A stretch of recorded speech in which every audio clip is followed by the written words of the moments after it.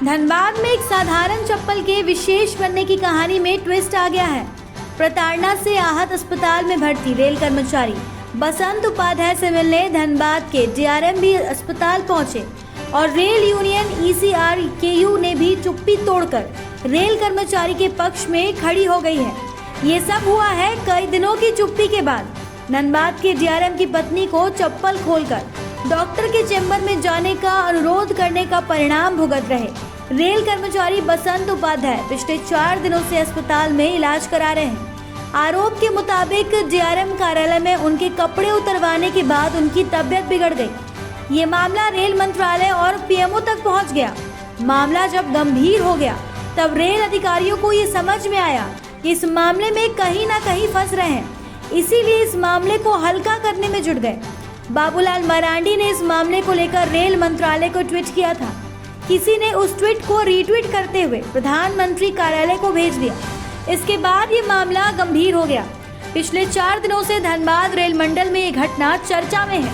अधिकारी के चैम्बर में जाइए या कार्यालय के परिसर में, सब जगह यही चर्चा चल रही है।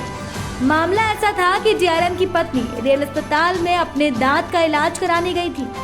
गेट के बाहर प्रतिनियुक्त कर्मचारी बसंत उपाध्याय ने मैडम से अनुरोध किया कि चप्पल उतारकर चैम्बर के भीतर जाएं।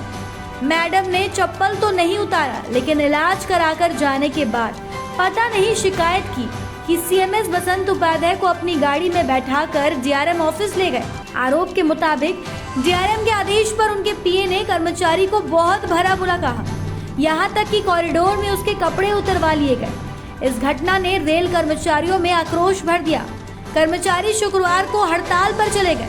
उसके बाद रेल अधिकारी अस्पताल पहुंचे और कर्मचारियों को समझाने बुझाने का प्रयास किया।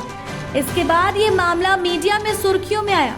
पहले तो इसे गंभीरता से नहीं लिया गया, लेकिन पूर्व मुख्यमंत्री बाबूलाल मरांडी के ट्वीट के बाद ये मामला और गंभीर हो गया।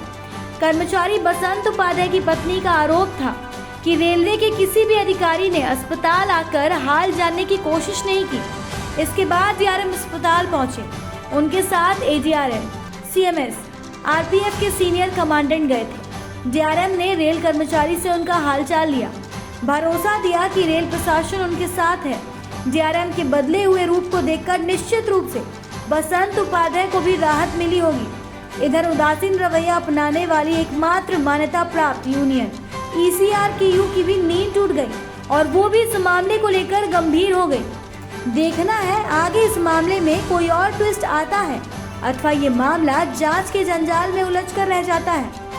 बहरहाल रेल कर्मचारी के साथ इस तरह के व्यवहार की सर्वत्र निंदा की जा रही है और रेल प्रशासन को कटघरे में खड़ा किया जा रहा है। शिकायत पीएमओ तक पहुंचाने के बाद क्या नए ढंग से कोई जांच शुरू होती है अथवा रेल अधिकारियों की रिपोर्ट पर ही पीएमओ भरोसा करता है? धनबाद से ब्यूरो रिपोर्ट।